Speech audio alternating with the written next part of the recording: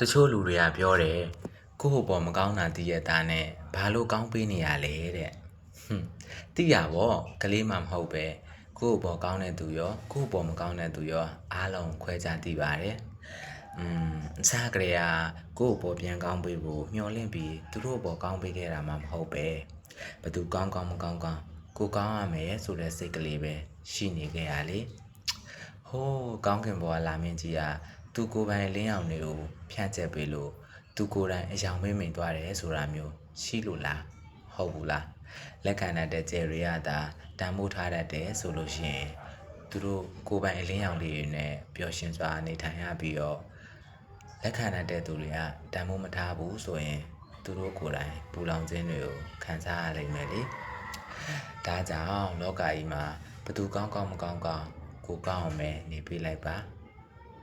စေတနာထားပေးလိုက်ပါကဘာကြီးကတရားမျှတပါတယ်